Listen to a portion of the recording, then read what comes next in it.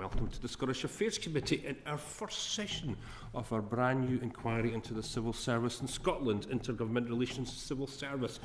And we have two distinguished guests who will give us some background to the conversations, debates that are currently in place about the arrangement. So we'll start with Mr. Parry. If you could please introduce yourself, who you represent, and anything by way of a short introductory statement, Mr. Parry. Thank you. I'm Richard Parry. I'm an honorary fellow at the University of Edinburgh in the School of Social and Political Science, and I suppose I'm here because I've been an academic researcher on civil service and devolution for a very long time.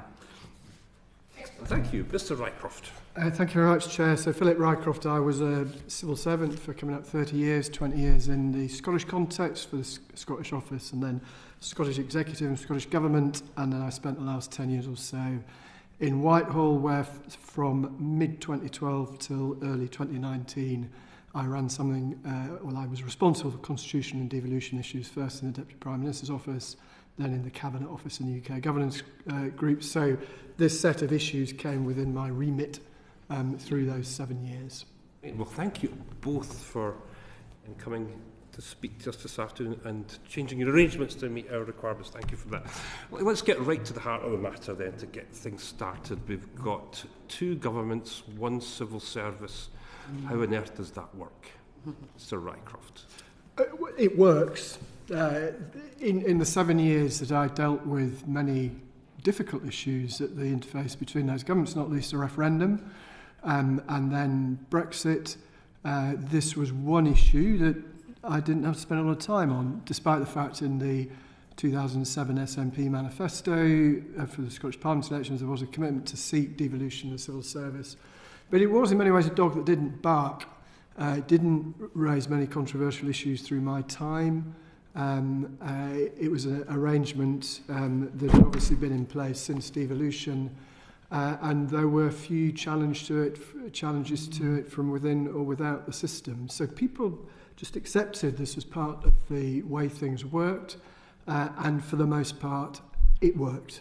Yeah, that's your view. It works, and is this your considered opinion of the current arrangements just now? This is a thing we should leave alone, because I noted in Mr. Parry's evidence to us that there was a SNP commitment, wasn't there, in 2007 that we'd have similar arrangements to Northern Ireland, but that sort of hasn't been pursued or pushed with any great vigour.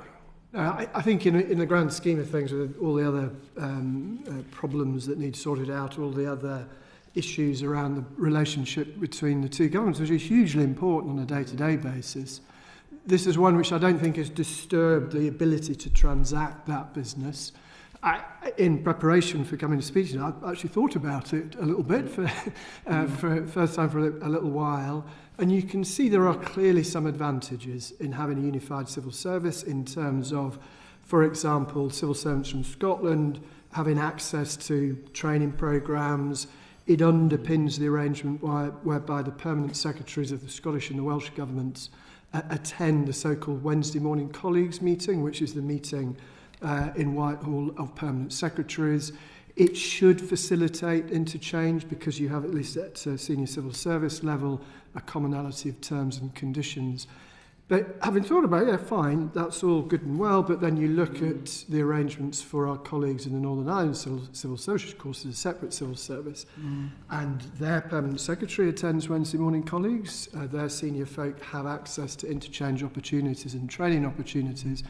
So I suspect that the value of this arrangement is more symbolic and symbolic of the union than it is practical, because you could, through a separate arrangement, achieve many of those things. It's just one final point. So you're telling this committee the arrangements that we currently have in place for the civil service, and this one civil service serving two governments, is its symbolism, not its practicalities. It has practical benefits, as I've outlined, but I think those practical benefits, with a will, could be replicated in a different system, as indeed they are with the Northern Ireland Civil Service. It would be very odd if the civil service was separate, that somehow Whitehall sort of turned again the civil servants from Scotland or Wales and didn't try and incorporate them into cross UK mechanisms. So, as I say, I think there is, it hasn't caused friction or strain for the most part, and I'm very aware there are some political issues out there right now about how civil servants hold themselves north and south of the border. But in terms of the underpinning arrangement, as I say, it was not something that in my time in government, when I had some responsibility for dealing with these things, that it caused many issues. What's your view, Mr. Parry? What's the advantages and disadvantages of a unified civil service for Scotland? I would say that it's one of these features of the way of doing things in Britain, which works in practice but doesn't work in theory, and it's working in theory less and less well actually as the years go by, but it's still working pretty well in practice. What were the reasons for it? I'm just looking at the white paper before the devolution referendum in 1997. I was just looking at the arguments put. And two arguments were put. It will mean that Scotland, the new devolved system, will enjoy the highest standards of public administration and all the good things about the civil service, which we've seen for 100 years in Scotland, would be perpetuated. Also said it would facilitate interchange, and you could easily, without any problems at all, move from a job in the UK government to a job in the devolved system. But actually that wasn't the main argument that was put. If you read it, it said that terms and conditions of the civil servants, of the new then Scottish executive, would be in line with arrangements in the civil service management code. Therefore, they will be part of the Home Civil Service. And I do believe at the time, and I was doing interview research at the time, I even think with you, Philip, actually, a big issue was what you do about terms and conditions issues, because all of the staff will say, what will happen to my job, my pay, my grading, my pensions, and to be able to say they won't change at all. That was a very easy thing to do at a time when all the other arrangements around the new Scottish Parliament were being made and everyone was getting very anxious. And the other thing, which everyone has kind of forgotten, but the first intention was there'd be a one-year handover period for the new system. The elections would be 1999. It would be the next year before it would actually take over. And that was the same arrangements as for local government reorg. They've just gone through one quite before that in the 1990s. And so there was going to be a whole year. Then there wasn't a year. There was from early May until the 1st of July. Every single thing had to be worked out then. So I think that was the reason at the time. Now, as Philip said, and as I think you've said, there was a commitment by the SNP that they would seek a civil service, a Scottish civil service, on the same model and lines as the Northern Ireland civil service. So that opens up the question of what is Northern Ireland able to do, which Scotland and Wales aren't able to do. And if actually Scotland and Wales can do almost everything that Northern Ireland does, so there's no big deal on the issue. But there was a sort of sequence of events on this, because in 2010, for the first time ever, the position of the civil service was put into law for the first time under the Constitutional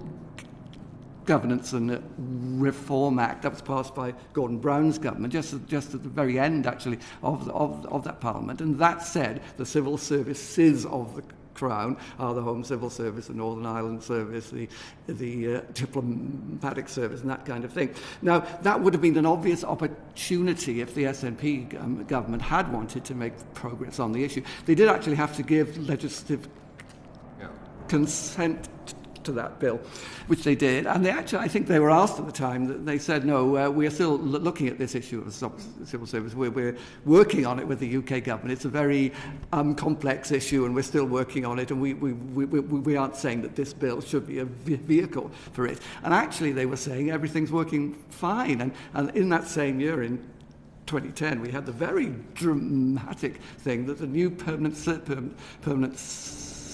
Secretary of the Scottish Government was an import from England, from Whitehall, on a transfer, on a completely level transfer. And I believe you had Alec Salmon with you a month or two back, and he said, I was told by the head of civil service that this guy, Sir Peter Howson, was the most wonderful civil servant on earth. And well, maybe, I don't know. But once Alec Salmon, and people like John Swinney, actually, who did the talks with the civil service just before the 2007 elections in Scotland, they were working with the civil service and everything was working well. So I suspect that it was an instant in history when the SNP were interested in this proposition, and once they found they didn't need to take it further, that was the end of it, and it hasn't been mentioned in any SNP manifestos after that. What you're both saying to us is the fact that Northern Ireland has got this different and distinct civil service, where we've got an arrangement where we share a civil service across two governments, makes absolutely no difference whatsoever. Would our colleagues from Northern Ireland possibly tell us the same thing? It's not absolutely true. I mean, one thing about Northern Ireland is that they still have their own civil service commissioners. There is in GB the Civil Service Commission, which oversees all the appointments and the procedures and how posts are advertised and the role played by ministers. Quite an important thing like that. But there's also the Northern Ireland Civil Service Commissioners. There are 3 of them, and they aren't devolved. They are appointed on the nomination of the Secretary of State for Northern Ireland, and they do the same kind of thing. So that immediately begs the question, if there were to be a separate Scottish civil service, would it use the existing Civil Service Commission, which might suggest there's hardly any change, or would it need its own, and would they end up doing all the same thing? I mean, one thing which is important is that in Wales and Scotland now, through 1 or 2 changes that have happened since 1997, there isn't any role of the UK Prime Minister in the appointment of senior civil servants. There's no role at all, absolutely no role at all. So one thing that was argued that perhaps the UK government might wish to put their own people in, as it were. This really hasn't happened, I suspect. Colleagues from Northern Ireland might grumble from time to time they don't get the sort of access they wish to in Whitehall. They may say that they're not told about stuff when they want to, and they may look jealously at their Scottish and Welsh colleagues and assume that they're getting better access. But then I think if you talk to civil servants from Scotland and Wales, they'll probably tell you that they struggle with that as well. The deeper issue, in a way, is that the way that Whitehall manages relations with the devolved parts of the UK as a whole. I don't think the unified civil service, it doesn't get in the way of that. It may be at the margins a benefit to it.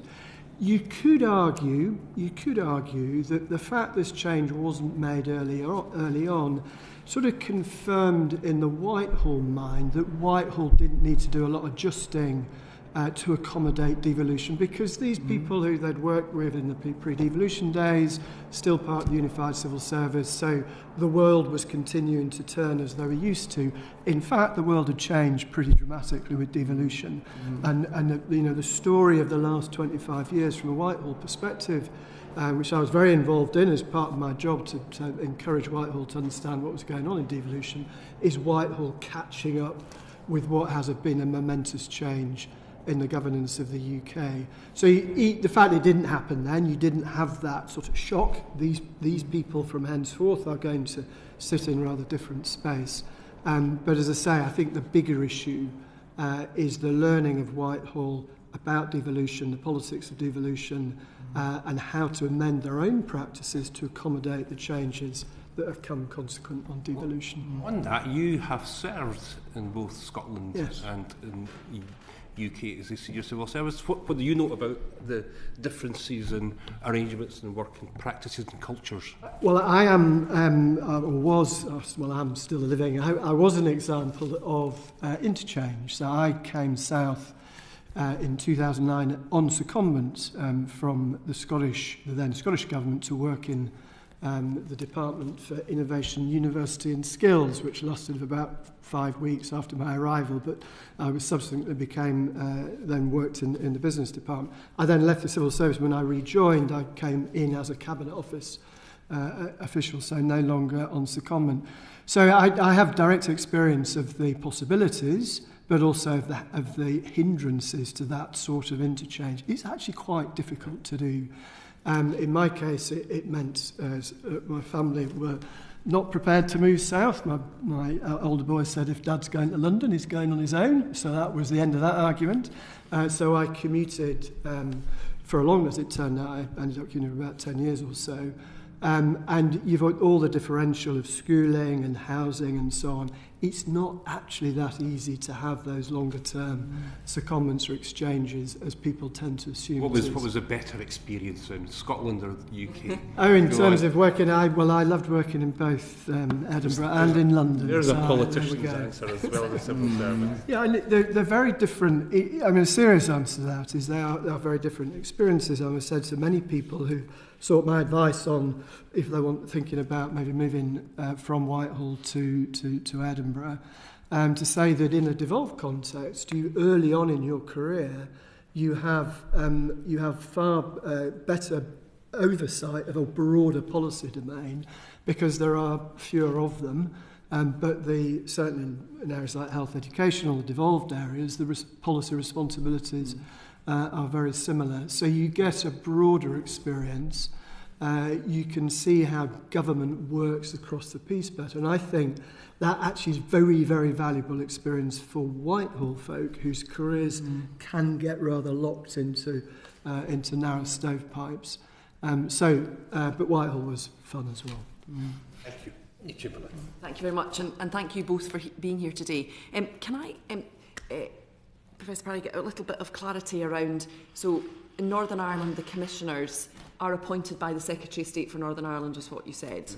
So potentially if we did, or if there was a decision to move in terms of an independent civil service for Scotland, and there was commissioners, the expectation would be that that would be mirrored from a Scottish perspective, that it would be the Secretary of State for Scotland who would appoint those commissioners as opposed to the First Minister. Would that be your understanding? Yes, I suppose so. Or you could still use the Civil Service Commission as it is, and understanding it was working to more than one civil service. Because all the other civil services, the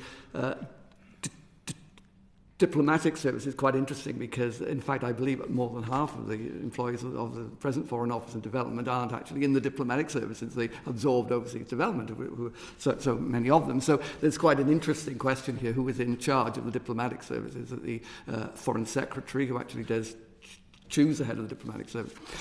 So I think there's all sorts of models you could use. The interesting thing about the three Northern Ireland committees, they're all female, and along with a female head of the Northern Ireland Civil Service and a female First Minister and a female Deputy First Minister as well, yes. Everybody in the system who's choosing all these grey people to be civil servants, well, they certainly aren't grey men themselves. So perhaps that might be quite interesting. And the civil services for Northern Ireland aren't ex-civil servants at all, actually, and that's a bit of an issue in the UK Civil Service Commission. You may know that quite a lot of them in the past have been ex-senior civil servants. So I think all sorts of models would be possible, but asking the question does very much point up, if you wanted to make this change, you would spend a lot of time thinking about everything, and it would be an unproductive, I suspect. And I suppose my question is given that the template was the fact that the decision was made in 1921 for Northern Ireland to have a separate civil service, what was the reasoning behind not having separate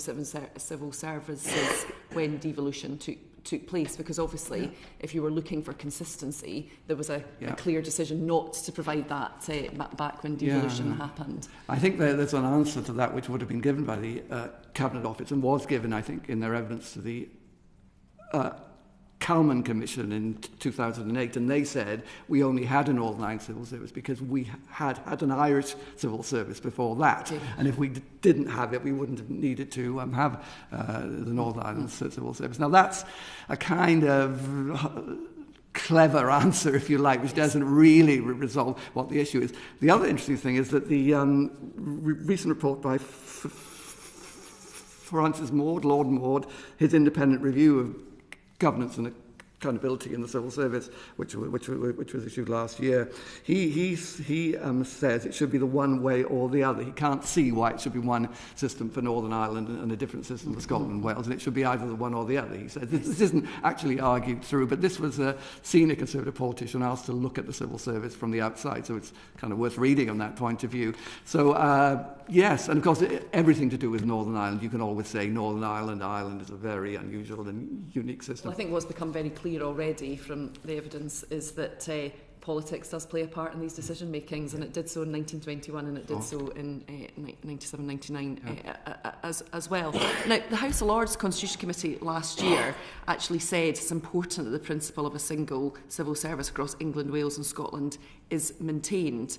But it sounds to me from the evidence so far is that there doesn't actually seem to be a huge inherent difference or improvement. Would that be fair? I think that is fair, though change, of course, comes with costs. So if it's working and it's functioning perfectly adequately, those who wish to make the change have to, in a sense, argue that through and what benefits change would bring. And of course, in any change, you have all the questions that Richard's adumbrated about how you would manage appointments to the civil service, how you would govern it. And I suppose for nervous folk across the country, they would worry perhaps that the verities of the Civil Service Code would somehow shift in relation to civil servants serving a government in Scotland or in Wales. And that there is some reassurance in a unified civil service and that all civil servants are bound by the same code. But of course that makes the assumption that a government in Scotland or in Wales would wish to move away from those sorts of standards, and that wherein probably lies the politics of this. Yes, absolutely. And I suppose in terms of if we were looking at consistency, as Lord Maud said, the reality of the politics is the consistency would be to move the Scotland and Wales setups, not to change Northern Ireland. Let's be honest about that. Yeah, I think I agree with that. I think the trying to shift the status of the Northern Ireland Civil Service, which has been hallowed by many decades of usage, as it were, in the context and all that, I think would be, personally, I think that would be a wrong track to go down. As I say, I'm not sitting here urging change particularly. I think, as I say, I think to me the issue remains perhaps more of why more use isn't made of the potentialities of the unified civil service in terms of that.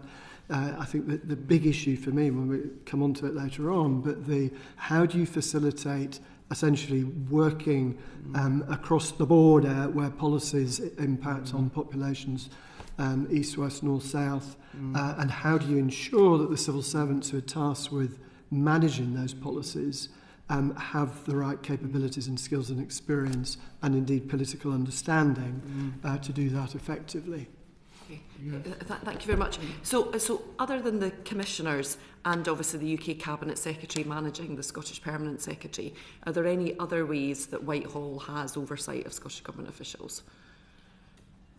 No, as it says, I was responsible for this for quite a long time. I did not spend much of my time worrying about it. I think the key elements of this, of course, if we haven't discussed much, is that Cabinet Secretary is the line manager of the Permanent Secretary in the Scottish Government and ditto for the Welsh Government.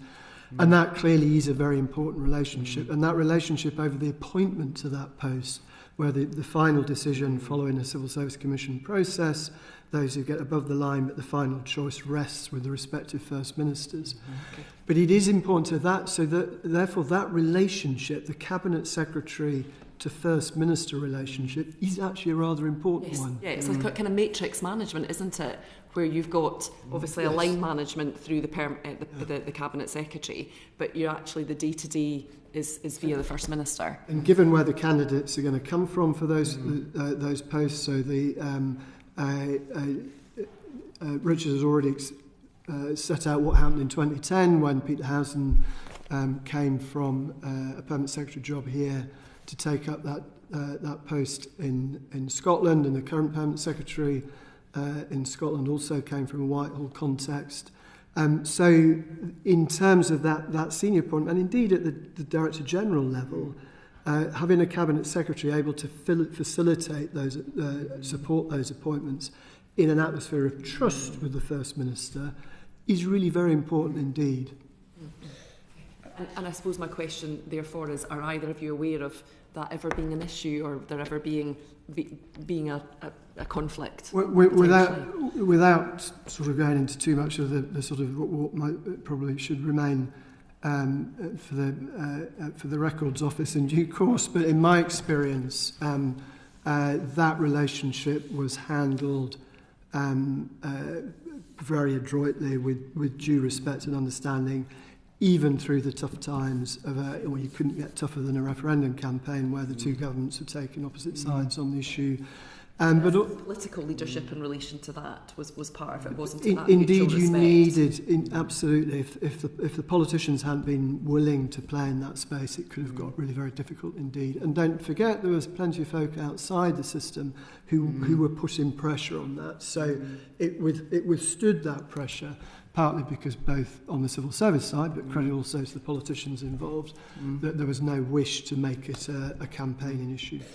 I think one thing which was an accident of history was that 1 year before devolution, the civil service had really reconfigured into the senior civil service, which is the top 4 grades: permanent secretary, deputy secretary, under secretary, assistant secretary, now called permanent secretary, director general, director, deputy director. But that's the concept. They were separated, as it were, from the other grades. So senior civil service is still looked after by the Cabinet Office. The senior civil servants have an individual contract, and the scales of pay is done under job evaluation procedures and so on. So the very curious thing is that the Northern Ireland Civil Service chose to join the senior civil service idea. So they organised their senior jobs in the same way.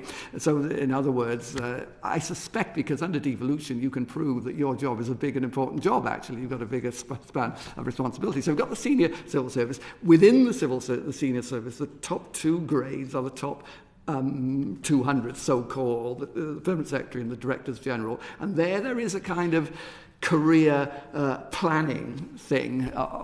There's a thing called the Senior Leadership Committee, which has some senior permanent secretaries on it, and we learnt last week who they were, I think actually for the first time, in fact, and they kind of plan the thing, in the old-fashioned way. So there's that. But then everything else, other than the senior civil service, the great majority of grades were, in 1996, delegated to departments, Whitehall departments, Scotland and Wales, all the same, so they can organise it exactly as they want, the grades, the pay, the recruitment, if it's in line with the Civil Service Code, and the Civil Service Management Code, which is a much longer document, which goes into dismissal procedures and holidays. And remember, they've got the same trade unions, so it's very important as an integrative.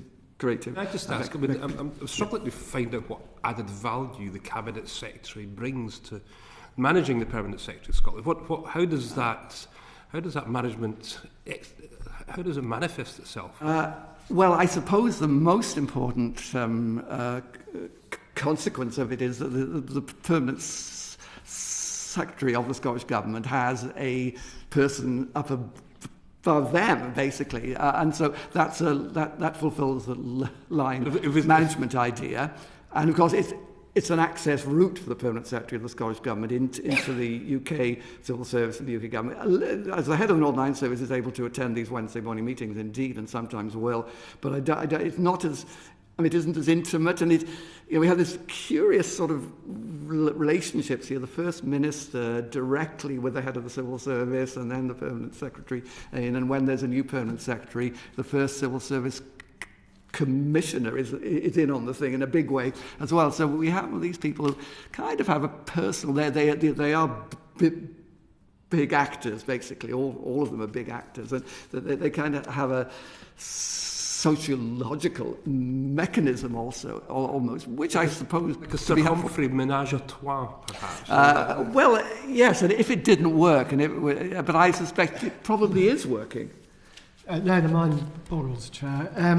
It is a personal relationship, clearly, because the lines of political authority go in separate directions. But I wasn't Permanent Secretary in Scotland or Wales, or indeed Northern Ireland, so I can't speak from personal experience in that space. But I can see the value of having a relationship with somebody who's a Cabinet Secretary who's got that different set of experience, is managing the wider entity, as somebody to share issues with, to use for coaching, mentoring, and those sorts of purposes. And absolutely see the utility of that. Would the world fall over if that wasn't available? You'd hope not. But that's the system that we have. And what I saw over the years was that system working. Don't forget, it's not just in the Wednesday morning colleagues that there is interaction with the senior colleagues from the Scottish and Welsh governments. It happens a lot. We were seeing a lot of them, for example, through the Brexit time, and no doubt that was replicated through COVID time. I mean, my initial thought is without that link, potentially then you are relying on the politicians overall, aren't you? So, it's that concrete connection. But don't forget the current arrangement, you can't take the politicians out of the mix. If you had a situation where the Cabinet Secretary was saying, I think the performance of one of these other permanent secretaries was inadequate, but the respective First Minister says, I don't agree with you, you've got a problem. Yeah. And it's, it is by dint, I think, of the building of those relationships, and particularly trusting relationships, that we haven't encountered those sorts of difficulties. But you could, if you had a different system where you didn't have a unified civil service, maybe it would give more latitude to a cabinet secretary to say that he or she was not content with the way that things were being managed in a devolved administration, a devolved government. But we don't, we've never been in that space, so we don't know what that would look like. It would be for me a politicisation almost. Yeah. So much of this is premised on what one's understanding is of how the politicians in the devolved governments would manage. Can I ask one last question, Chair, before I hand back then? And has that, in either of your views, evolved given the fact that devolution has evolved in the last 25 years? And I'm thinking particularly of the fact that, there has been more powers devolved to Scotland. In my personal experience, of course, there's been a change. If you go back to when I joined the Scottish office, a lot of folk from Edinburgh, Cardiff spent a lot of time here because all the legislation went through Westminster. So there was a lot more up and down to manage the legislative programme, and people inevitably built up understandings and relationships with their colleagues in Whitehall. Inevitably, over time, that has attenuated as the legislatures have gone about their business in Cardiff and in Edinburgh. And there are fewer people now who've had that sort of experience. In fact, they're more or less coming to the end. We're coming to the end of people's career who senior level, who had senior level experience before devolution. So the understanding of what it means to work in Edinburgh, Cardiff, in a way that has to be constantly refreshed. And vice versa as well. The folk who work in Edinburgh and Cardiff need to put the effort in to understand how their colleagues in Whitehall function. You just can't take that for granted anymore. And that is such an important part of this picture. I think a big thing was when the two SNP First Ministers decided that their new Permanent Secretary would be a person from England who'd never been in Scotland before. I mean, that is quite extraordinary in a way when you think about it. In each case, Peter Housden was an existing Permanent Secretary. So it was said at the time, the Scottish Government briefed, he's a big guy, we want a big guy for a big job, sort of thing. And then Nicola Sturgeon chose John Paul Marks under the new regime where the First Minister does have the last word, can choose between the candidates considered worthy of appointment, which was not the case before. And she chose John Paul Marks, who was in the Department for Work and Pensions, very much working on the new social security matters which are being devolved. Now, once the SNP said, we're going to bring in someone from the outside, then I think it really changed things, because the whole system worked, and the outcome of the system was that it was an import. Now that's happening in all walks of life, import, and it's a wonderful feature of Scotland coming from Wales. I can tell it's a wonderful feature of Scotland that people can come in from outside, and they're very much welcomed into the biggest jobs. And it's not like an SNP First Minister say, I want this person who I know from Scottish local government, or that sort of thing. Didn't happen like that way at all. And I think it was because they could see, Alex Salmond and Nicola Sturgeon could see that this job is not a means of control from the UK onto Scotland. It's a channel of influence from Scotland into the UK, and it could be useful. So having a navigator that knows the territory is helpful. Yes. I think you're going to come back to me later. Thanks very much, Chair. Very interesting. Thank you. Douglas Ross. Thank you, Chair, and good afternoon to our witnesses. Mr Rycroft, can I start with you? Obviously, today is a big day with the infected blood inquiry, and some Scottish Office officials and ministers are criticised for, according to Sir Brian Langstaff, decision makers in Scotland knew there was a real risk, but due to a lack of knowledge, their response was insufficient and too slow. I know you joined the Scotland Office in 1989. During your entire time there, did this issue get raised? Were you involved in any way? Do you remember discussions about this either in the UK government or when you moved to the Scottish government? The answer to that is no, because I was never in a policy area that touched on this. So if you look at my career, starting off ag fish, European affairs, education, never industry transport. I did a lot, but never worked on the health side of things. So I was never crossed my radar screen, north or south. And, so even as it became a bigger issue more recently, it never crossed. No, I'm not asking because I mean it's a very fair question to ask, because it is it is one of those issues where there's going to be a lot of explaining to do, and absolutely rightly so. But it was not. I don't recall being party to any conversation. If I had been, it would have been in the context of other things. It was not part of my responsibilities at any time. Thank you very much. You mentioned earlier that you're very aware political issues, how the civil servants hold themselves, is kind of coming to the fore. Do you want to describe that comment a bit more and your views on that? Civil servants, I think, do have it's one of their core obligations to demonstrate their impartiality, and that is what underpins the constitutional status, such as of the civil service. So if that is challenged or been seen to be challenged, that is worrying for the integrity of the civil service over time.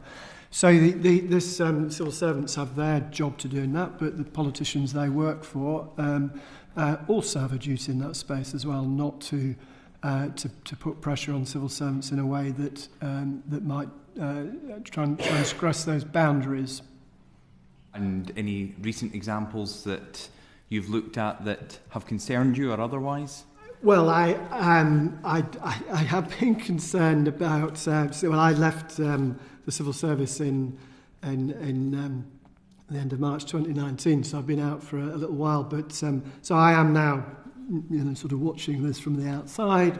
Potentially freer to comment as well. So. Yes, indeed. So I have been concerned about the way that the debate, particularly around Brexit, has put pressure on the civil service, and we've seen quite a lot of instances where government has been in this in Whitehall, Westminster has, for example, been pushing a line which might mean that the government is in transgression of its international legal obligations, and of course part of the Civil Service Code, part of that is respecting your international legal obligations. So when you move into that sort of territory, as a former civil servant, that indeed does worry me. And any concerns about the actions of the civil service in Scotland at the moment? I think I can guess what you're driving at. So there is clearly an issue about whether the Scottish Government has the vires to commission work on what is a reserved issue, essentially a constitutional issue. That was something that we dealt with, of course, in the run-up to 2014 independence campaign, and there was a pressure actually on both civil services to whether that space was being, whether we'd gone over the boundaries of that space. And I'm aware that it is part of the political discourse now that there has been a stepping over that boundary. Do you think it is a stepping over of the boundary? I think there is an issue there, undoubtedly. And there's probably a legal issue there that I don't look to me to opine on that with authorities. I'm not a lawyer, and you're not asking me to do that. But the way I look at that, and I know one or two people have said the way that you deal with this is to put pressure on the Permanent Secretary in the Scottish Government via the management routes from the south, to either refuse to undertake that work or to seek a ministerial direction.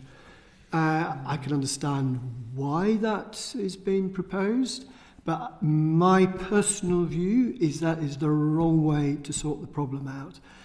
It would be potentially very destructive of the relationship between the Cabinet Secretary and the First Minister, and indeed possibly the First Minister and the Permanent Secretary in Edinburgh. And so ultimately there is a risk there that it would impact good governance. So then the question then is there a problem? Yes. How do you sort that out? And that, I think, takes you more into political space. And there the question, I think, if I put it very straightforwardly, is if you have a government that is elected democratically, where clearly its key policy is to promote independence, should that government be denied the opportunity to present to the public arguments that are supported by work done by civil servants that promote that policy? And I think that is a political question. And if the answer to that is actually democratic, that's a fair thing to expect, then the answer is you would have to change the Scotland Act to allow that to happen. But that argument, it seems to me, ought to engage in political space, and you as politicians, North and South, can come to your own conclusions. All I would say on that is that having watched a debate unfold on a referendum in 2014 when both sides put a lot of evidence in front of the public, it was contested evidence inevitably, but you could argue that there was a balance of evidence there for the public then to make up its mind. We went through another referendum not so long since where actually the different views were not, particularly on the Leave side, what would leaving the EU actually mean? There was never a clear proposition put in front of the public. And you can see the debilitating impact that has had on the body politic ever since. So I think people would also say, I mean, if you're not suggesting, I don't think, that the white paper was actually so well written and evidence that had we voted for independence in 2014, oil would still be over $100 a barrel and paying for everything we were told it would pay for. Of course, as I said, that was contested, but at least there was a document there to be contested. And that's my point. If the Scottish Government is putting forward its arguments now as to why Scotland would be better off being independent, those arguments are in the public debate. You hope that there is some substance in terms of the factual underpinnings of that, particularly if it's supported by civil service work. But then those arguments are in the public domain and can be contested. And that debate can go backwards and forward, informing the public view about the decision they make. So this, to my mind, it takes us quite a long way from the minutiae of management of civil service onto a rather higher plane, it seems to me, about the engagement of a democratic process of debate to help people understand the constitutional choices they have before them. I was a member of the Independent Constitutional Commission for Wales, which reported earlier this year, and that in its own way sought to do that. We weren't taking a position on the constitutional future of Wales, but we were setting out some of the considerations that people in Wales should consider as they contemplated their possible futures, not just now, but as the world changes around them and into the future. So my vote in all of this ultimately is for the informing of the public debate, and that to be done through the production of quality argumentation that people can make a judgment on. Just to clarify what you've told us here. One, you believe there is a problem with the production of these papers and some of the debate around that. And secondly, you said if there was to be a route that doesn't lead to the Cabinet Secretary getting involved, the Permanent Secretary and written direction, it would be a change in the Scotland Act to allow them to do that. Therefore, and I know you're not a legal expert, are you saying the Scottish Government are acting out with the law with the current production of these papers? I can't look at this and say there is the line in the Scotland Act. So I think there is indeed a problem. I think it would be very It would be very wrong to deny that. If it means changing the law, you believe they are acting out with the current Scotland Act and therefore out with the law? Yes, that is the implication of it. As I say, I'm not, it's the sort of thing that should be put to lawyers, and then doubtless the Scottish Government would have a counter view to that. But my point is that it's an issue that has been there essentially since there was a government in power in Scotland that wished to see alternative constitutional futures since 2007. And my point is that the resolution of that problem through a civil service management route, I think, is the wrong way to go about it. The fact that the issue has been there since 2007, it has been capable of resolution since then, suggests that quite a lot of folk have not looked at it and thought this is a major problem. If we're now getting to the point where there are those in the political world who think that it has reached a point that it needs resolution, my view, very strongly, would be that is resolved through political route, not through using the civil service route. I want to come back to some other examples that we might touch on, but Mr Parry, you mentioned this in your written evidence the committee at point 24. You're discussing the issue flaring up in 22-23 with the appointment of a Minister for Independence and then the subsequent issuing of papers. So far, when you put in this evidence, it was 11, with a hiatus between October 2022 and June 2023, while the Supreme Court ruled on this issue. You then make the comparison that Mr Rycroft has just made about the referendum in 2014, when both governments published papers for their side of the argument. However, does that really stand up? Because in 2014, we had the agreement of the UK Parliament to hold a referendum, and the Scottish Government, and there was a joint agreement, the Edinburgh Agreement, it was the gold standard.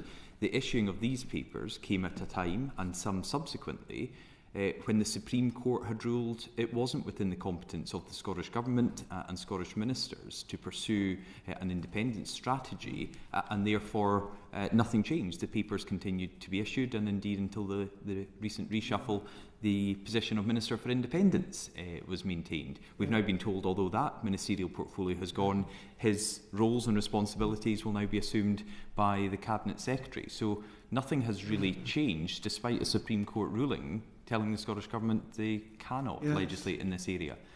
It was interesting that the new First Minister decided to get rid of the two junior ministerial portfolios, which were dealing with the tricky areas, Europe International and Independence, and I wondered if that was an accident or was thought through or was a bid to defuse the situation. You're absolutely right that in 2014, when everyone wondered this is going to be really hard to deal with, how on earth can we have a civilised debate on an issue like this, they came up with it wasn't ingenious, because one lot of civil servants advised one side, the other lot of civil servants advised the other side, and they produced their own things, and that wasn't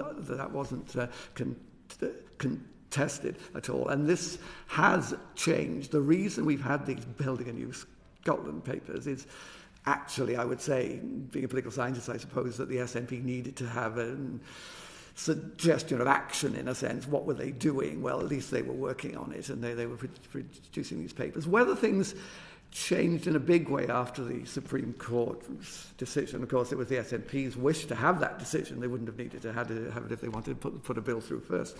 But I don't think... my personal view on this, that we've been told for months now that the UK government is working on considering what further guidance may be needed to support and best practice and adjustments to the Civil Service Code. We haven't heard anything, and I don't have any idea what stage this debate is at, but I suspect they find it really difficult to draft it, actually, to try to put into words what they're trying to say. And I think it's not worth it, actually. It's not worth it, and these situations will be resolved in other ways. But B, I'm actually take the view that it's probably healthy rather than unhealthy for these things to be produced by the SNP government under civil service advice. And if you read Building a New Scotland, of course they're SNP, they are scenarios of how good things would be. But compared with the 2013 paper you mentioned, Scotland's Future, which was very much, will it be bad? No, it'll be wonderful. That was very much the contention. This is a bit more analytical. It is some analytical, and it's harmless, I would say, in that kind of sense, and I'd be happier to have these sort of things done under civil service advice than just done via St. Pete channels. Whether you want to spend money on all the civil servants, over 20 of them on it, well, that's to some extent the way it's organised in government is the decision of the government. They can organise the government and civil service the way they want. But I do think there is a sort of channel here that you can only deal with independence-related issues in the context of is the devolved system working? Are the present powers working? Because if you say what's going to happen in independence, you have to say we aren't able to do A, B and C at the moment, but independent we might be able to. And then you really need the civil service to advise you what you can't do A, B and C at the moment.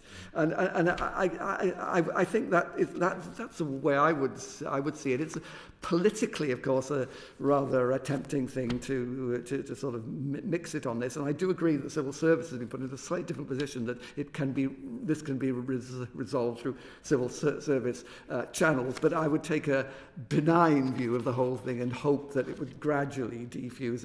We've reached the point where the last building in Scotland's place in the world, right? We're talking about the world now. It's not outer space. That might be the 13th paper, but it's the world. And you could say, without actually saying it, we're not going to do, this work is going to slowly wind down, and we're not going to get work done about it. I suppose my points on this are twofold. One, there is a cost to this. There is a cost to the Scottish and UK taxpayer, because this civil servant time is not free, and I think many people in Scotland believe this is not a good use of taxpayers' money. But secondly, it's your point 25 in your evidence about a precedent having been set in 2014. I don't see that as a precedent, because we had a legally binding decision by both governments to hold a referendum, and both governments then producing these papers. Since then, we've had a decision of the Supreme Court that the Scottish Parliament does not have the powers to hold another referendum, yet we continue to have the Scottish Government publishing papers. And that's where I think the precedent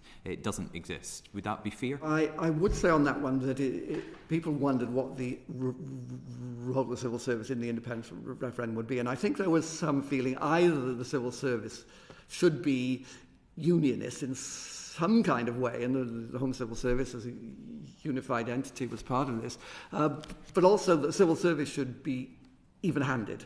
And you could well have said in 2014 the Scottish Government civil servants had a duty to the people to be even-handed. Now, it didn't happen, they weren't even-handed, but of course their job is to support the government that they're working for, and it was handled by the civil servants of the UK government, putting the equal and opposite. So I do feel there was a certain precedent that if an SNP minister asks a civil servant, will you please work on independence and give me some arguments and look at the evidence and build up something for me as a draft, that it did set a kind of precedent that it wasn't an unreasonable thing to ask. Surely that's the job of the civil services, to serve the government of the day. If that's their objectives and that's their ambitions, that's a matter. The civil service to make sure that it's done to their best ability. Even though it's impossible for that government to enact any of this, because there's been the Supreme Court ruling? They can only take things forward with the consent of the UK government. And that, of course, is being withheld at the moment. And they might say, we hope it would not be withheld, after the general election stuff. And then in the meantime, we need to, be up to speed with what we aren't able to do at the moment, and changes in the EU stuff and all that. So I don't know. I mean, the internal organisation of the Scottish Government and what it's all paid for, that's really up to them. There's no UK control on the running costs of the Scottish Government within the overall budget. It's really the overall budget. And of course, it's a very good political argument for Conservatives to make, and they're making it clearly to say, look at what's going on, the things they are spending, and they could equally say they've got lots of civil servants working on this or that or the other thing. Mr. Rycroft, can I come back to another example of potential conflict between civil servants and their impartial role, as they should always be?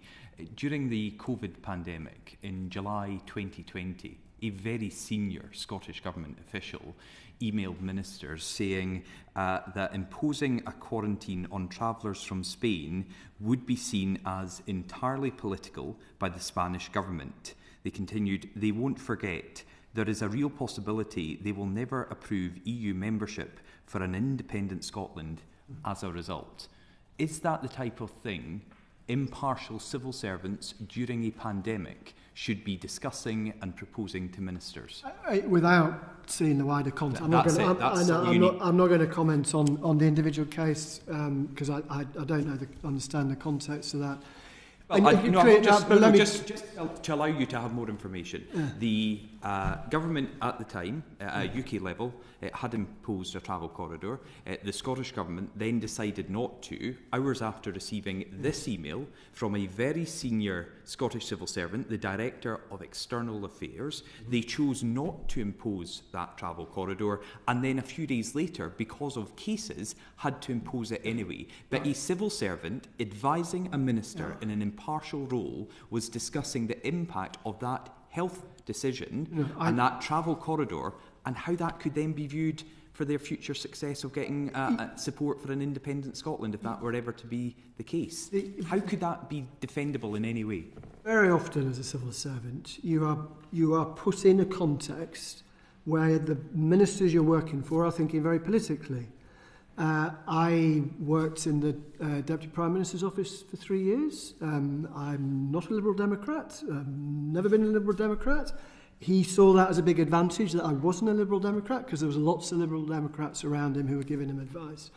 But I needed to understand how he was thinking politically in order to give him my advice. Now, in a sort of cognate circumstance, perhaps my advice would have been, Deputy Prime Minister, you have a choice of paths to go down here. You could impose a travel ban, but you are aware that there is an issue with the Spanish government that they would likely to be that they would likely object to that. That's factual. That's perfect. And then you might then say, as your special advisors, you might want to talk to your special advisors about this, because there is a political dimension that I can't really discuss. That's different. There are those two roles. So for the public watching this, the special advisors are appointed by the politicians, paid for by the taxpayer, but we understand that every government needs special advisors. For the rest of Parliament, for the rest of the government, for the public in Scotland, we have to trust that our civil servants act impartially. And I think there was a lot of concern in Scotland when these emails were finally released during the COVID inquiry, that an independent civil servant, someone at a very senior level in the Scottish Government, would suggest during a COVID pandemic that there are implications that could dent the aspirations of those who want to separate Scotland from the rest of the UK if a travel corridor was introduced. I would be, one day, perhaps all of my emails will be in the public domain, where I was advising ministers in Whitehall through a referendum campaign and subsequently, and I'm absolutely no doubt at all, somewhere in there there'll be an email that somebody will pick up and say, you crossed the line, Do you Mr. think this Rycroft. crossed the line? I think in the way it was formulated, yes, it's not a careful use of language. You need to use language carefully. The fact that you're only giving me one example from what is a very, very fraught time, a very pressurised time in public policy, but the underlying question that you're driving at, so the implication of what I think you're driving at is somehow this cohort of civil servants have become politicised, that they have this lost... individual civil servant had other issues, and I'm quite happy to go into that, but the chair may stop me. Yeah, but I don't, and again, I don't want to individualise this, but that somehow the culture is such that they are now serving the ends of a political party, not the government of the day. Now, the test of that actually comes if there is a change in government in 2026 in Scotland. Whether your party or the Labour Party or a coalition takes power in Scotland, would you see a mass resignation of civil servants in Scotland, or would the vast majority of those civil servants loyally and properly serve the incoming government of the day? We are looking into a future which nobody can predict, but in my view, knowing a lot of those folk, they would loyally and properly serve the government of the day, just as will happen down here if there is a change of government later this year or early next. So there is something in all of this, I think, and it is just worth bearing in mind that when governments have been in, or political parties have been in power for a long time, habits and thoughts of mind, ways of speaking, sink quite deep into the civil service psyche. you can see the same happening down here, the way that press releases are issued, tweets are sent out, that a lot of people think, is that pushing up to a crossing the boundary of what's appropriate? Mr. Russell, got further questions, but just on this, because it's a really fascinating area to explore when it comes to the unitary service and the two governments that we started this very debate on. If a government's priority, quite clearly, Scottish National Party stated political ambition is independence for Scotland, that is its intention, it surely must be right and appropriate that civil servants would work in order to not so much assist but ensure that that was a government view that would be part of the general thinking when policy was being developed. That would surely be appropriate. I mean, what I experienced in 2014 was, of course, that absolutely happening, and you referenced the white paper. I mean, part of my job was to find as many holes in that white paper as I possibly could. Your easier roles, I'm guessing. But just on the cheers... Can I just finish the point? So, at the same time, we were publishing all of these analysis papers. Again, now I would defend all of those papers, saying they were wholly accurate, but clearly my colleagues in the Scottish Government were examining those to see if they could find the gaps in them, and we came under pressure once, twice. That was part of the cut and thrust. But the point is, and I'm agreeing with your chair here, that it is better that the public has those expositions, fallible as they are, and I would say that in that debate one was more fallible than the other, so I think you know where I'm coming from on that, but that it is better for the public to be so informed than not to be informed. I absolutely agree with you that there is a problem here. As I say, my argument is that it is a problem that should be addressed politically, and I think if the politicians, as you as politicians, put your hats on to think about this, you put your democratic hat on as well and think what's best for the people of Scotland, rather than just about... Well, Scotland had just voted for a Scottish government that believed in the further referendum on Scottish independence, which was denied by the UK government. That is the basic democratic case. And is that part of the issue and difficulty we have here? There's what's in the Scotland Act, there's the laws and how that should be arranged, and then there's the democratic arrangements we have in a government. This is fascinating territory. Of course, at the moment, there is no known route whereby a Scottish government, whatever the situation in terms of the electoral geometry, could move to a second referendum without, because the UK government has not set out formally the terms under which they would allow that.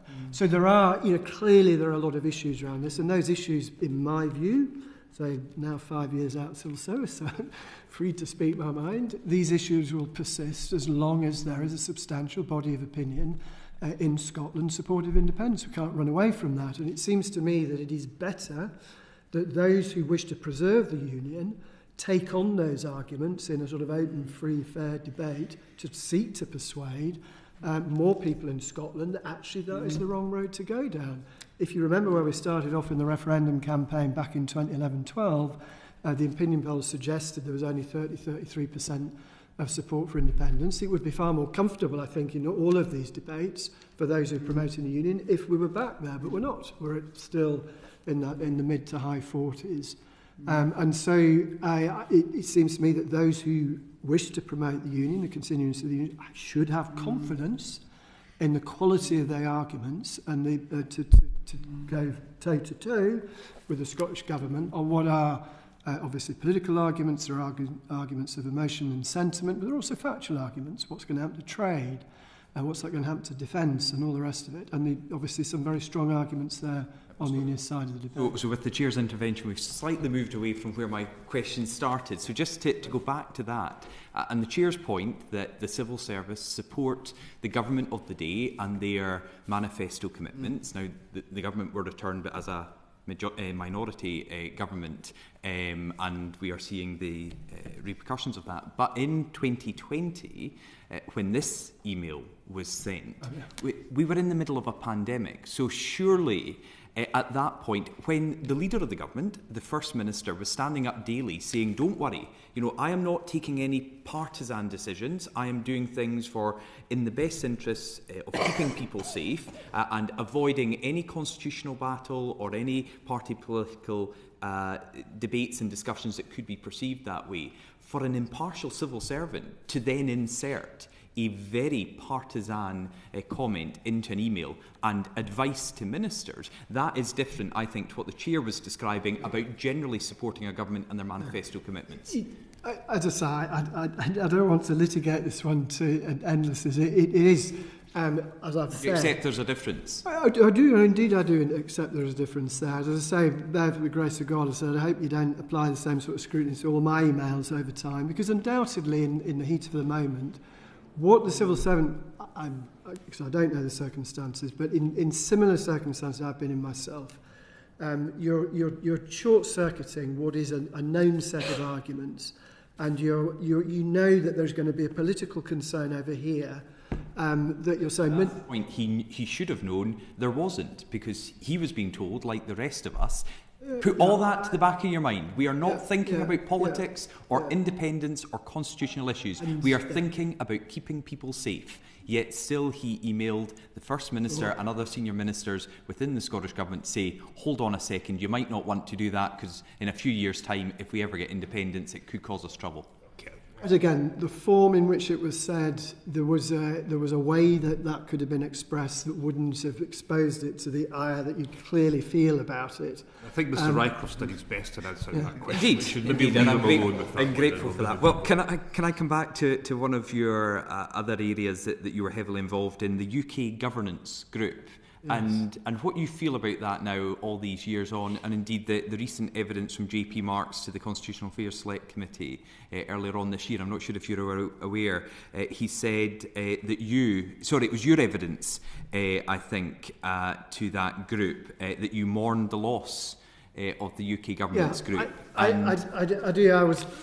So the history of this, for those who aren't familiar with it, but it emerged essentially out of the learnings of that Scottish referendum campaign, and the learning of that was the shallowness of the understanding of the governance of the United Kingdom in respect of devolution in Whitehall, and the arguments I made to Jeremy Hayward and he took to then Prime Minister Cameron was that we needed to establish a centre of authority, a centre of government, which would combine Scotland Office, Wales Office, Office for Advocate General for Scotland, and a Constitution Group in the Cabinet Office as a powerhouse of constitutional and devolution understanding, support for the Prime Minister and for the respective Secretaries of State. And we set that up, and we oversaw the Scotland Act 2016, the Wales Act 2017, introduction of English votes for English laws, and so on.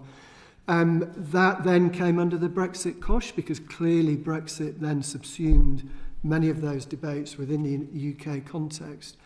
The point of setting it up was to build up this cadre of expertise, that people who would come into the governance group, maybe work there for 3 or 4 years, maybe then go out to departments, but taking that knowledge with them, maybe come back in again.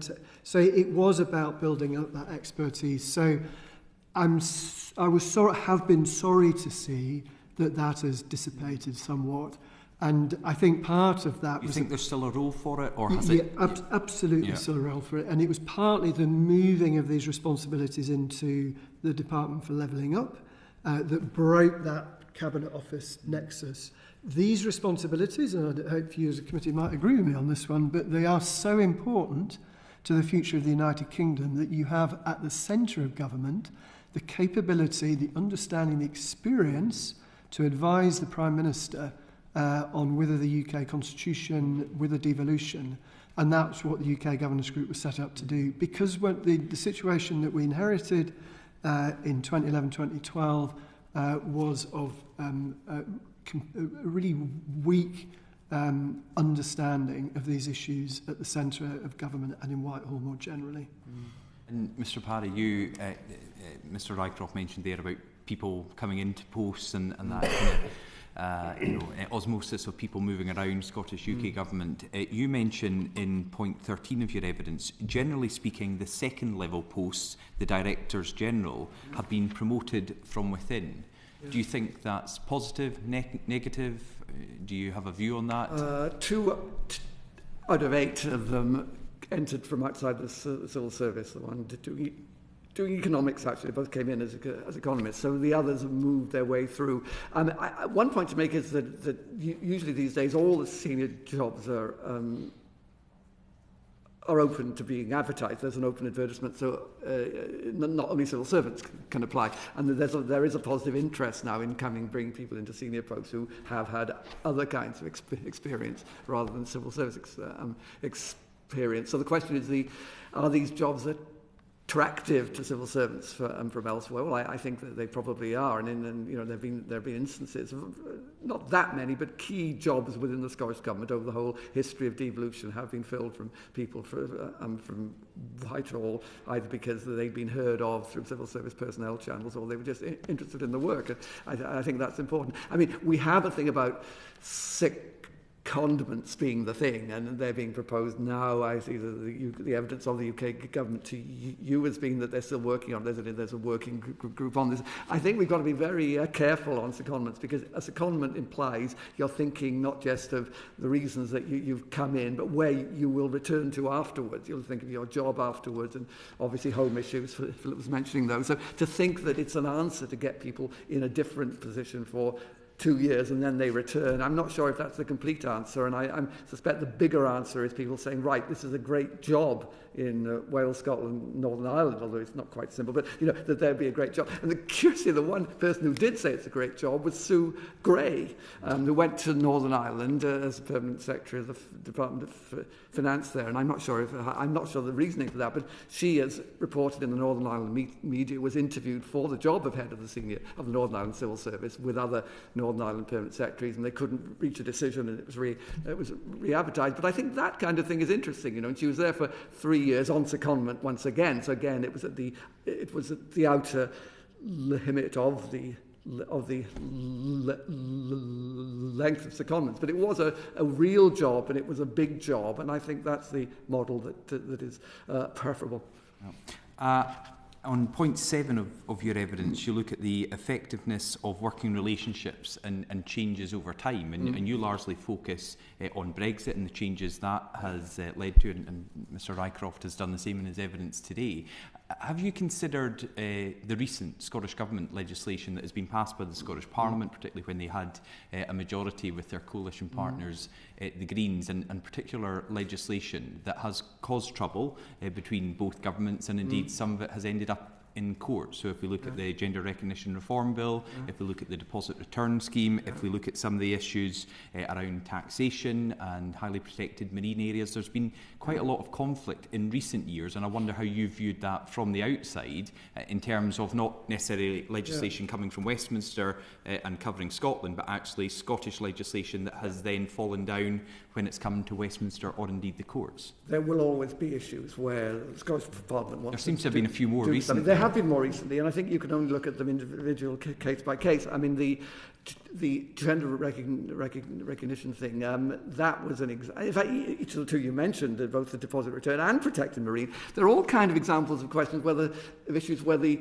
trend UK-wide appeared to be that way. Gender recognition reform may be necessary, may be a good thing, and then the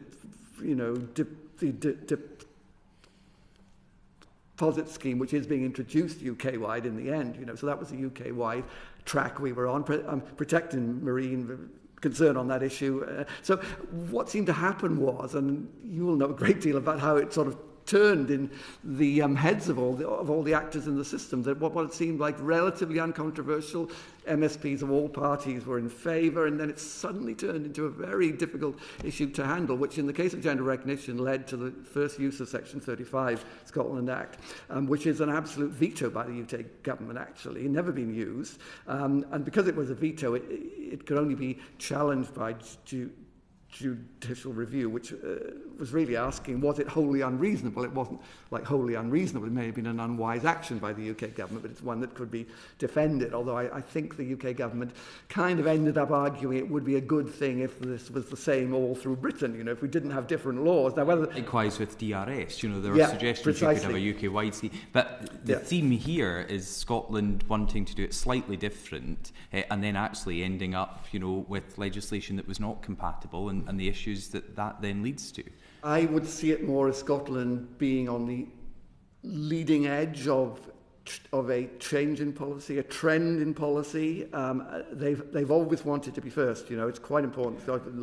We can prove that devolution works because we can be first to do it. And in these cases, the Scottish Government didn't quite realise they had to bring UK government along with them. Or industry, if we look at DRS in particular. Yes, absolutely. So as an example of policy not being implemented very well for all sorts of reasons, and it's usually a great mix of reasons, actually.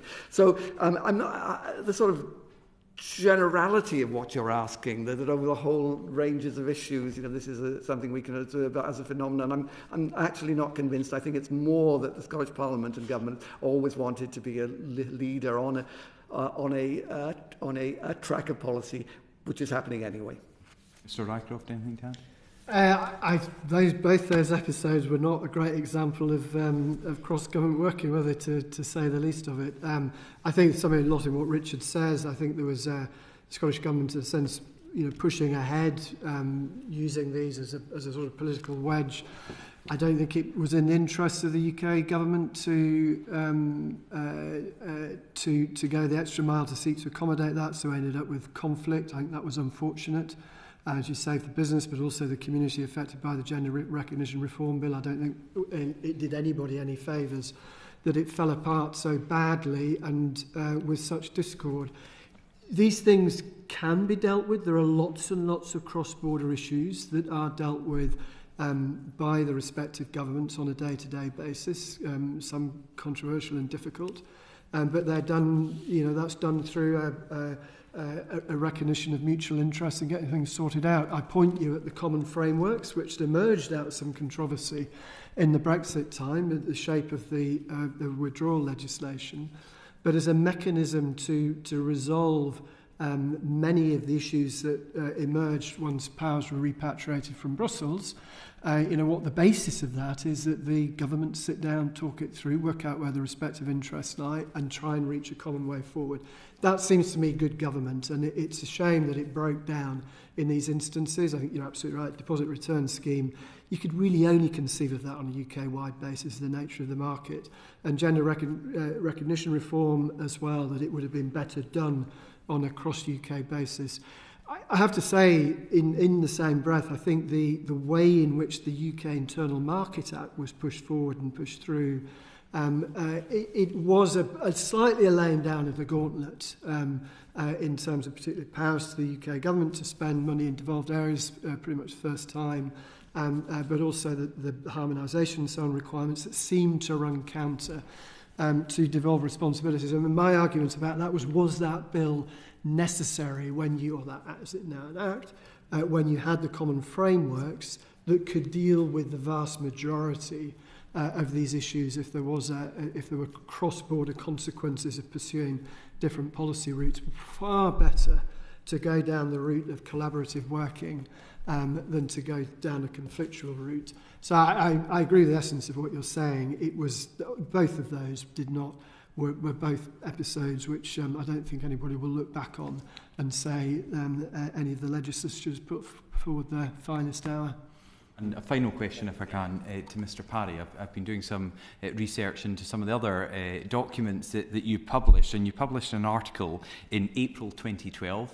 I don't expect you to remember it verbatim. It was the Civil Service and Intergovernmental Relations in the post-devolution UK. Have you got a copy in your bag there? I might have got my entire well, I will magnum opus from about 40 years. No, not that was. I will read out the bit I was wanting to ask you about. You say, in the longer term, the interdepartmental mode of working may be harder to sustain as operating procedures set up in a path-dependent way from before 1999 erode as more civil servants are externally recruited and contact with Whitehall departments is reduced.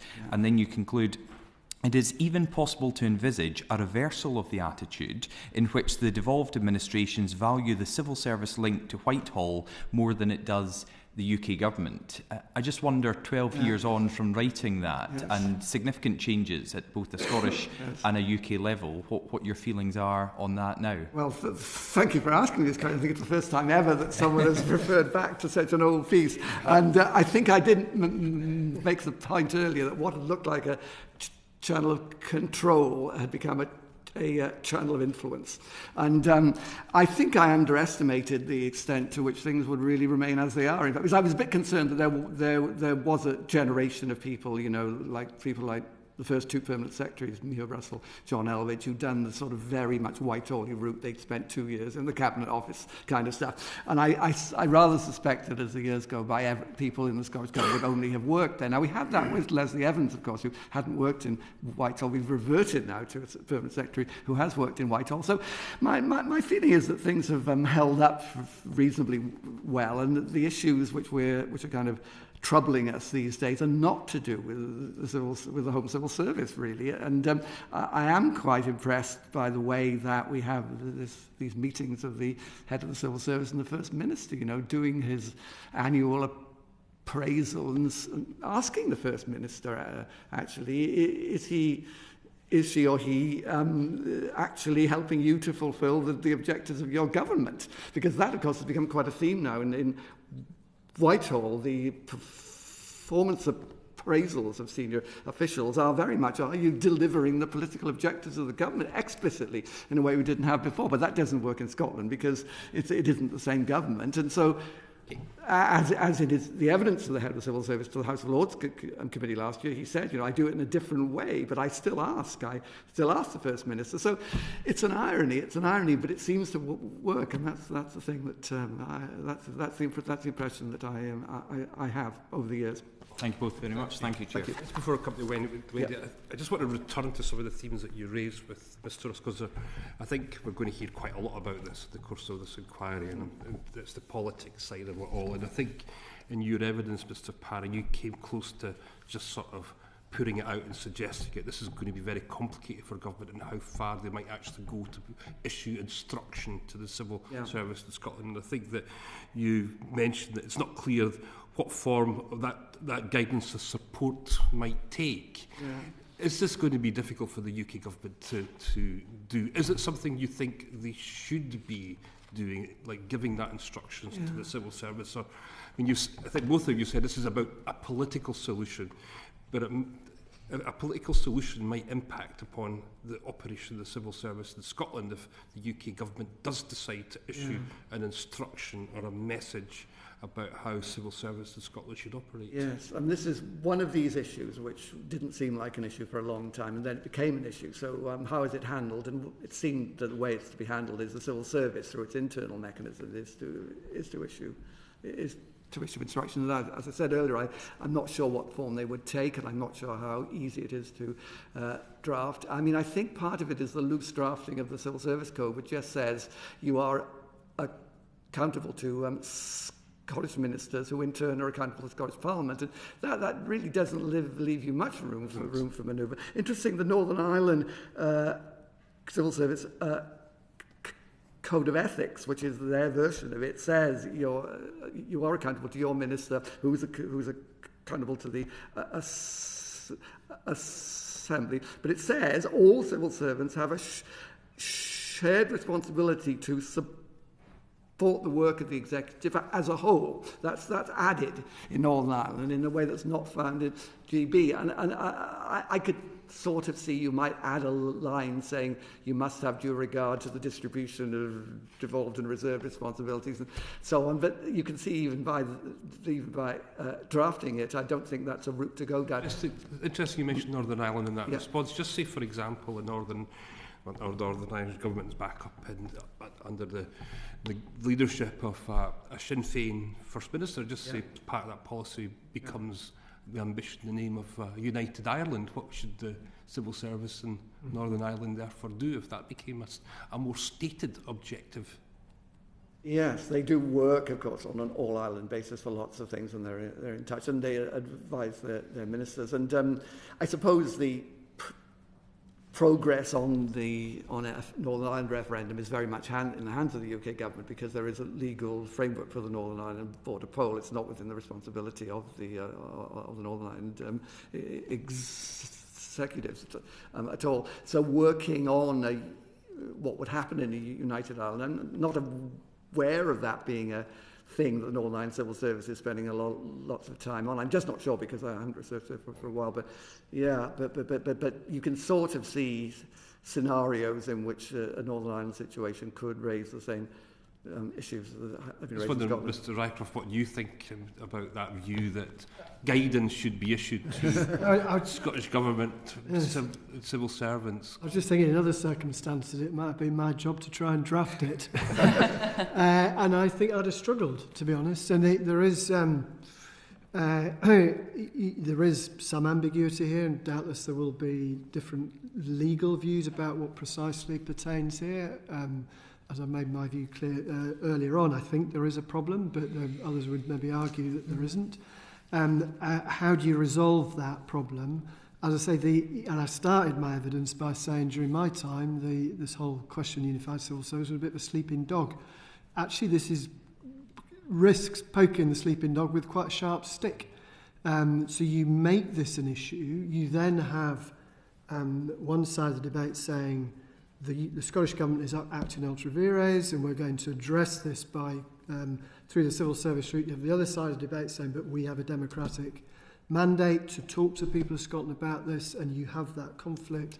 That then becomes a political conflict, and out of that might pop a renewed demand for a separate civil service. So it could actually be a counterproductive route to where those who are worrying about this might take. There is ambiguity in every constitution, and sometimes I have in my time recommended sort of masterful inactivity can sometimes be the resolution to a problem, and that might have been the might have been my recommendation here, but clearly it has emerged as a political issue. As I say, my view very strongly is that using the civil service route to resolve it, I think it will exacerbate the problem. It won't ultimately solve the problem, and the way to solve it is to think about what is the right democratic approach to the powers of Scottish Government, and if they're found to be wanting in this regard, then ultimately to correct that. But I don't hold out my hopes that'll happen anytime soon. Thank you for that. When did you? Thanks very much, both. I want to move on to talk a little bit about capability, learning and development aspects in relation to civil service. Now, the first thing was Jack McConnell, when he was here as former First Minister in our other inquiry.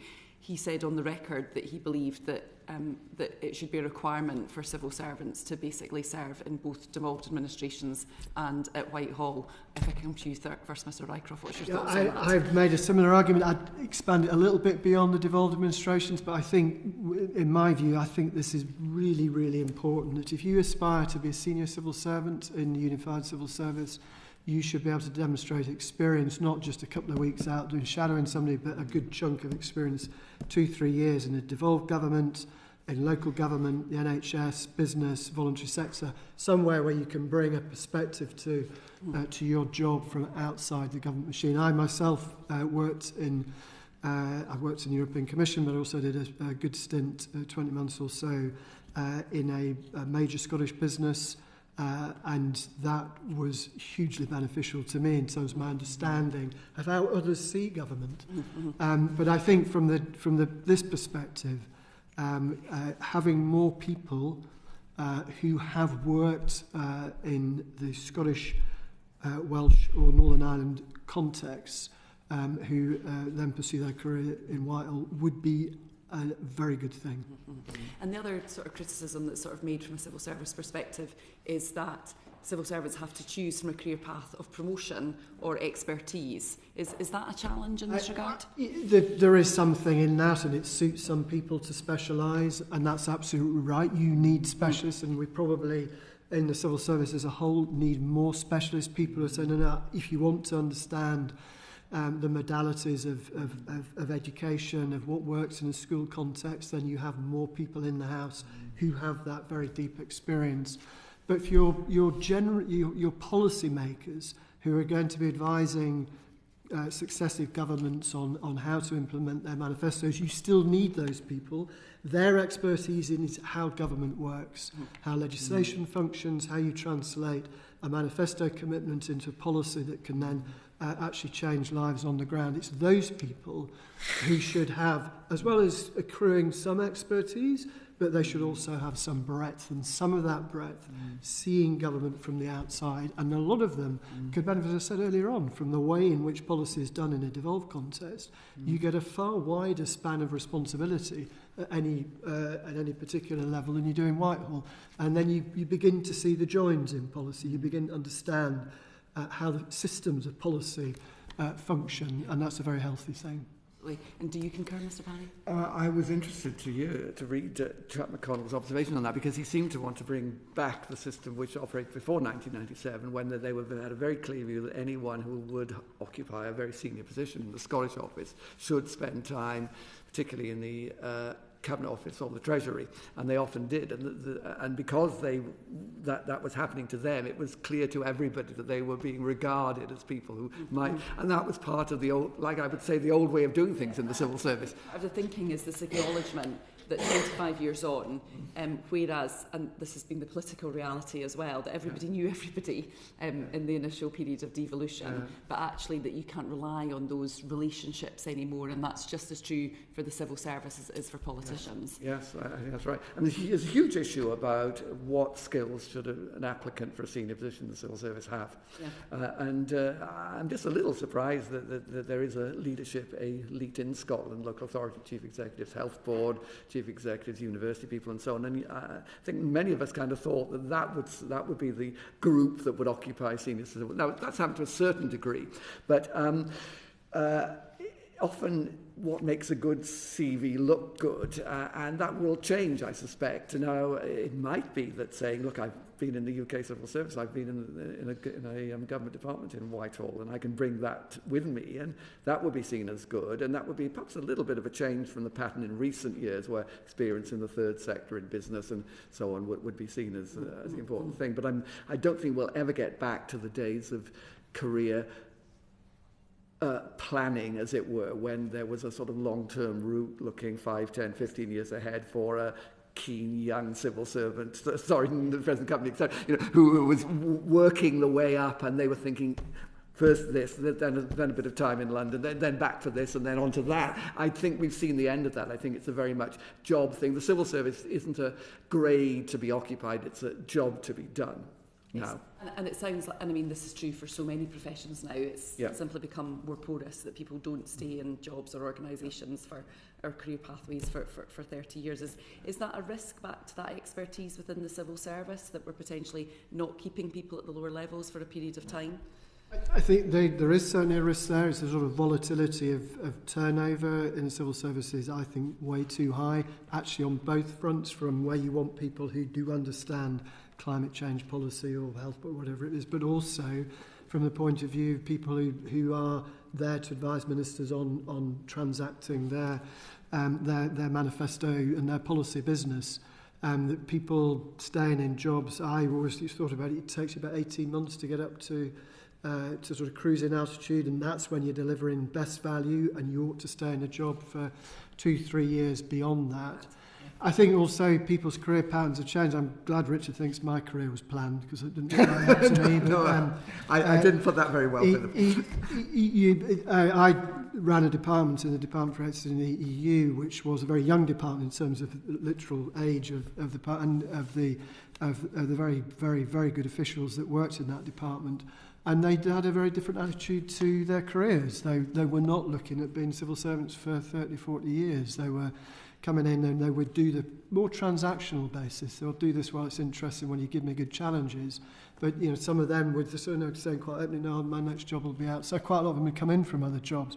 So that sort of intermixing, I think, is a very good thing. But in and amongst all of that, as we talked about the UK governance group earlier on, you need a leavening of expertise, both on the experts in particular policy domains, but also the policy profession is a profession. I would also argue that your route into that profession ought to be a professional one. In other words, you ought to understand something about public policy if you aspire to become a public policy professional.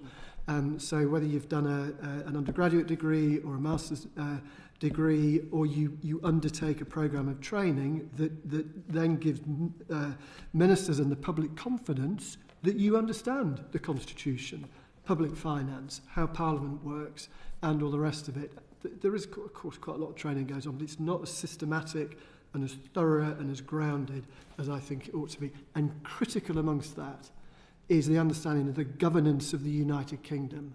And that's what I, in my personal experience, found wanting when I was thrown into the mix in 2012 to support ministers helping them run one side of a referendum campaign. In your view, sort of any devolution capability teams within Whitehall, we're just not getting it right in relation to understanding devolution? There are some wonderful people in departments, and I know lots of them I work with in the devolution teams are very committed. From a knowledge management perspective. The risk is that they're the people who do devolution, and they become almost an excuse for the rest of the departments. Well, we don't have to worry about that because they worry about it.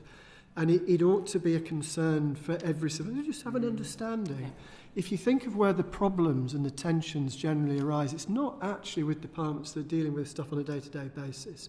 So I think DEFRA has been deeply inured in this for years and years because of EU policy, where you had to reach a common UK position, and all of these cross-border impacts that carry on in environment, agriculture and fisheries. So they understand it, and there's lots of them.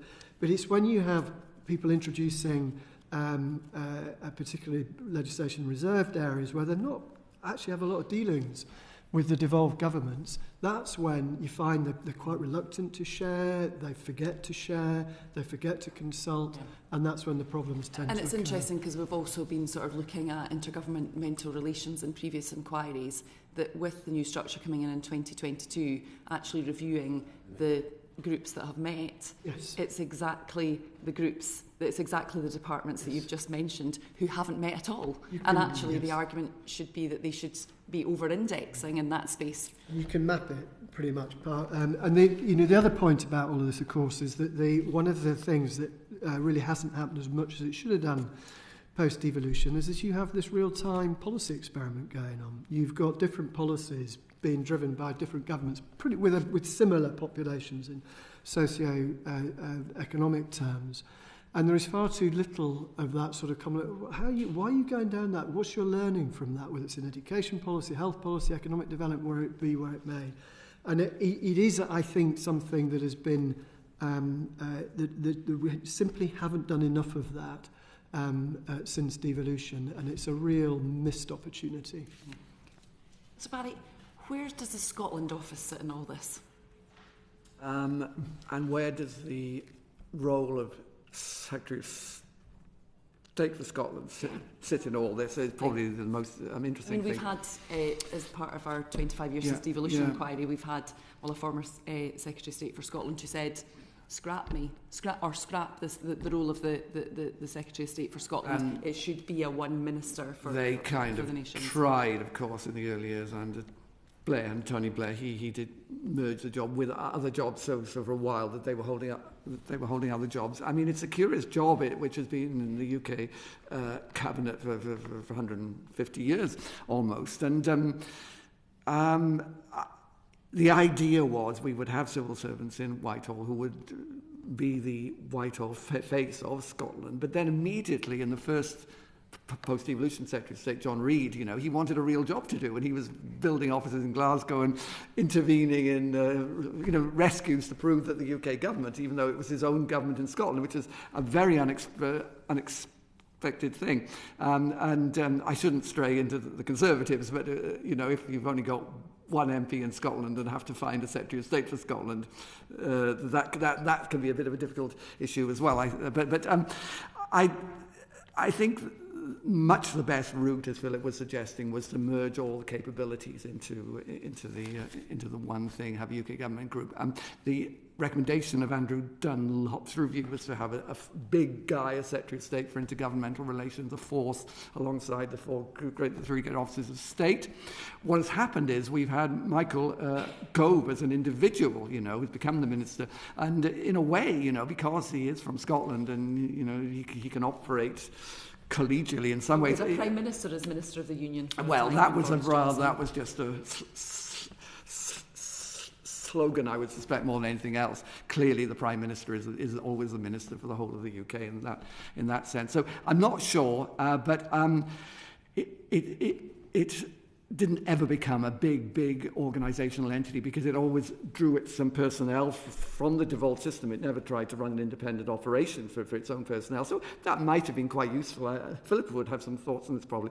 And I suspect we need to have it there. But much the bigger need is for a general understanding around Whitehall. And I would say everyone joining the senior civil service in Whitehall should be compelled to spend one day in Edinburgh, Cardiff and Belfast just to physically relate to the guy who's doing their kind of work in the devolved system. And so that at least they've been there. At the moment, it's very hit and miss. Some people have visited the places, are very interested in the places, are up to speed with what's going on in the devolved nations. Some people aren't interested at all, and it's very unpredictable.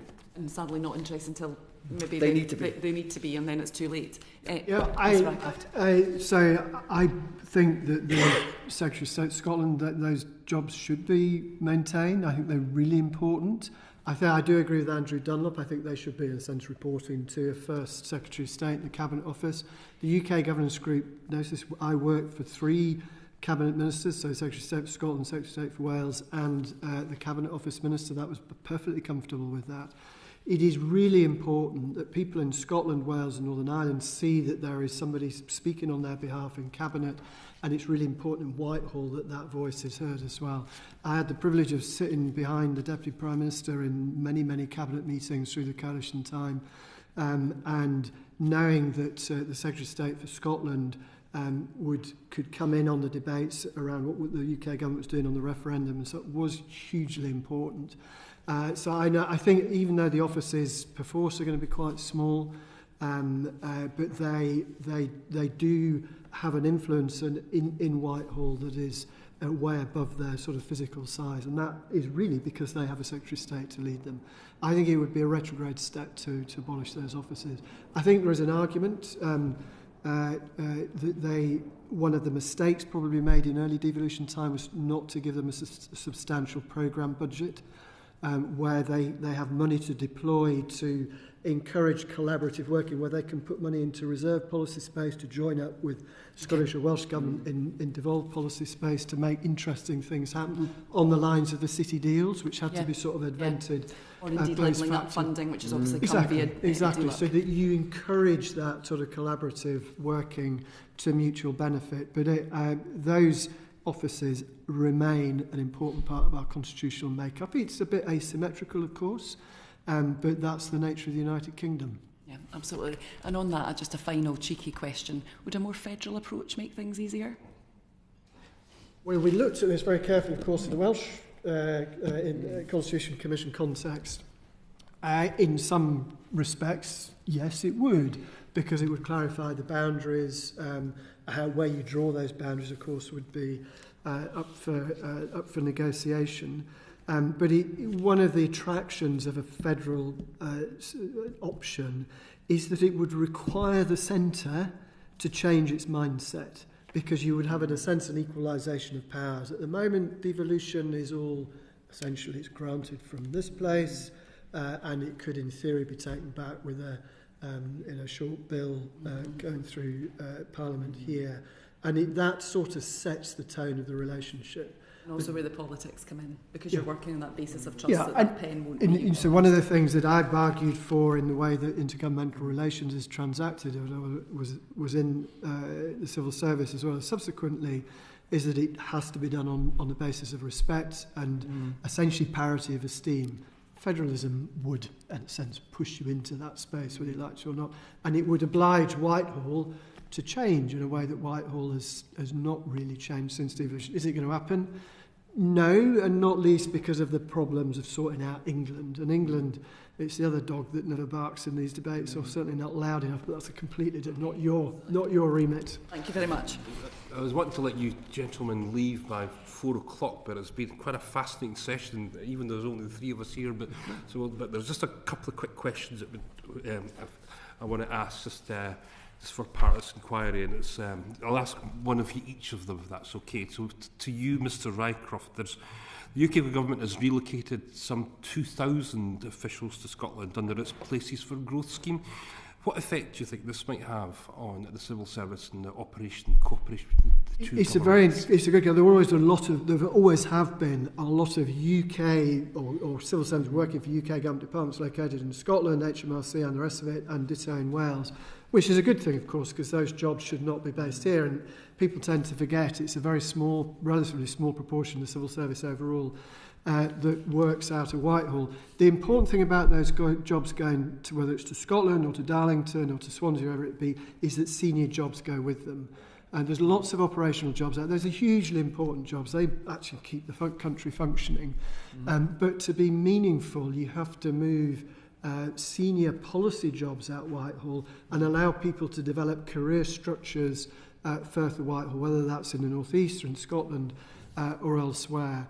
And that's where you'll get the real benefits, because don't forget, those folk are then talking to their colleagues back down here and saying, it's not like that in Cumbernauld. That does seem to be happening. We visited Queen Elizabeth House recently. I think we're really impressed just by the placement of UK civil servants from all the Whitehall departments, and there did seem to be senior managers coming with them. Yeah. The fact you've got that building there, when I was looking after the Scotland office, it was tucked away in Melville Crescent, and it was not a building you could put many more folk in. So having that very visible presence and giving people the sense, okay, there is a career structure, and I can work for the Treasury or for the Department for Business or whoever it may be, the Home Office, and I can make my mark as a policy civil servant and see a track for my career. I think that's a very good thing.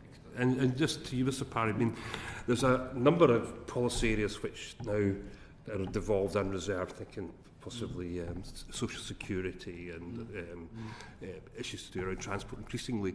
Is this a good thing for working together across parliaments? And is it a good thing for civil servants to be able to work with colleagues on areas of mutual interest?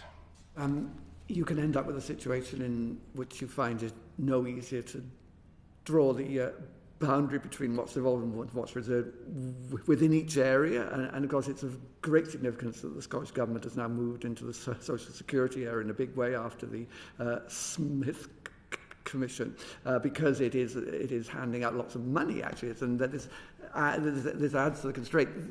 Devolution worked quite well because it wasn't in the taxing and benefits area for a long time. It just kept away from that. It could do many other things. It's now into income tax, of course, hugely, and it's now into social security. And generally speaking, the operationalisation of this is after Smith, after the Scotland Act 2016, has gone quite well, given the issues involved, it seems to me. The social security. Do you think officials sort of...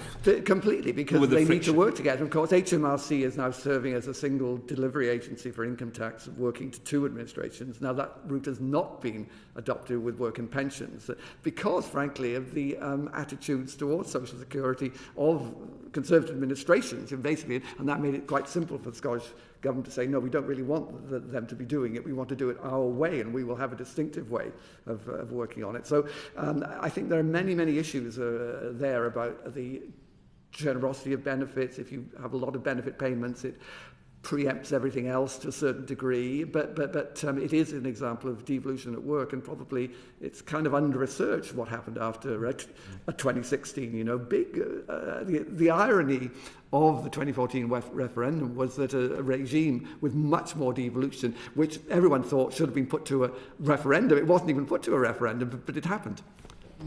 Douglas Ross has got a quick question. Just very briefly, I mean, some of the issues that exist with Social Security Scotland still have to be resolved, and it is not all plain sailing as a result of that. Agreed. But also the Scottish Government had to hand some of these powers back because it wasn't equipped and ready to introduce them when they envisaged. So I just think, for clarity, it has not all been plain sailing and effective as people would have wanted, given that some of the powers had to even be returned. I absolutely agree that it didn't go very smoothly.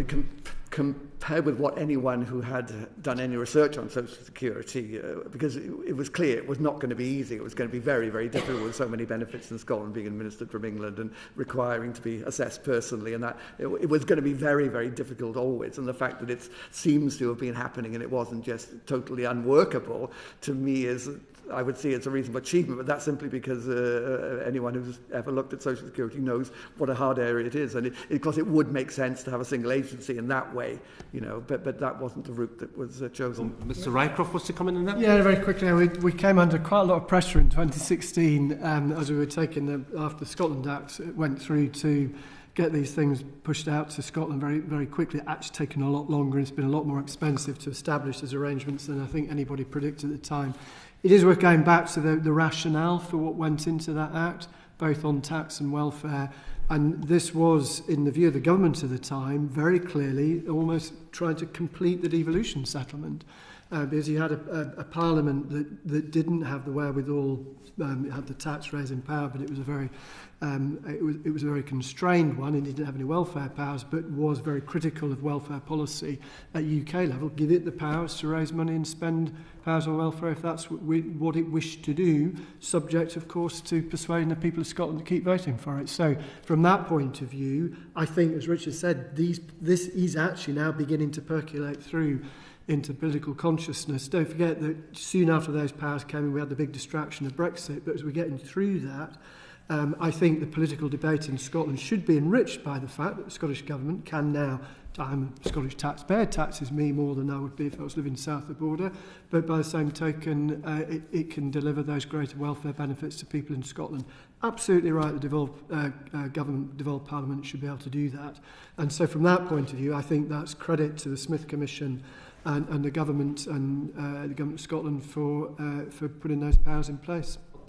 On that note, thank you both ever so much for helping us out today. I think we've got this inquiry off to a flying start, and certainly lots for us to digest as we go forward this inquiry. If there's anything else that you feel you could usefully contribute, please get in touch with this committee. But for this afternoon, thank you for attending this committee. Order, order.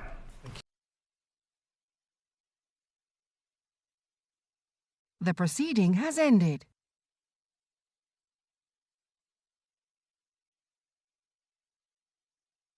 The proceeding has ended.